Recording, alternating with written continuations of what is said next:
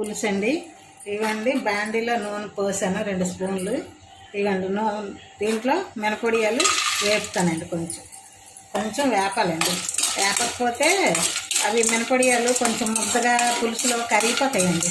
వేపామనుకోండి వడియాలు పాలంగా ఉంటుంది. కొంచెం చిన్న బ్రౌన్ కలర్ వచ్చే వరకు వేపేసి ఇవ్వండి అందులో పోపు వేస్తున్నాను చూడండి.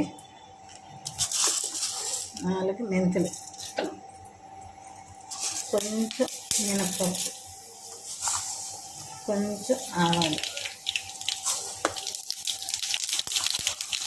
కొంచెం జీలకర్ర వేసాను కదండి. ఉల్లిపాయ వేయట్లేదండి. ఉల్లిపాయ స్వామిలు ఉన్నారు కదండి, ఉల్లిపాయలు వేస్తున్నాను.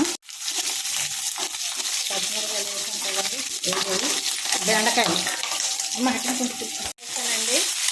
బెండకాయలు వేసాను కదా, సిమ్లో పెట్టి నెమ్మదిగా కొంచెం మధ్యలాగా వేస్తానండి. వేసాను కదండి. ఇక వంకాయ ముక్కలు కూడా వేస్తున్నాను.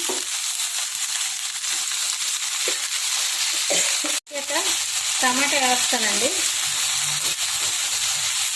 కొంచెం మగ్గనిచ్చి చిన్న ఉప్పు మగ్గడానికి చిన్న ఉప్పు, కొంచెం పసుపు అండి.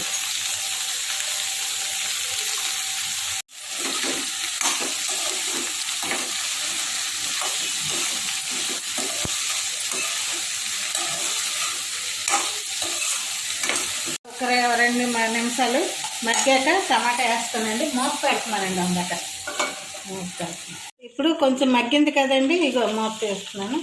ఇప్పుడు కొంచెం కలిపేసి టమాటాలు, ఉప్పు, కారం వేస్తానండి.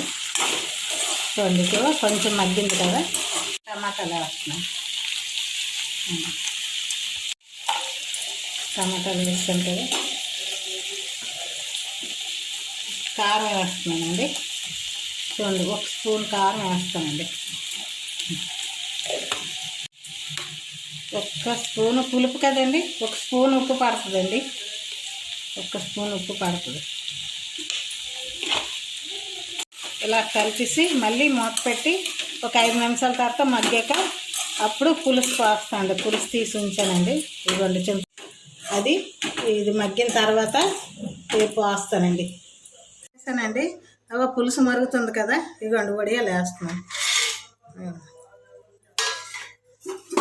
వడియాలు వేసి ఒక 5 నిమిషాలు ఉడికిస్తే వడియాలు ఉడుకుతాయండి.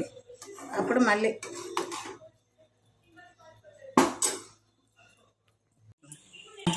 బెండకాయ పులుసు రెడీ అయిపోయింది. బెండకాయ మినపొడియాల పులుసు ఇవ్వండి అయిపోయింది కదా.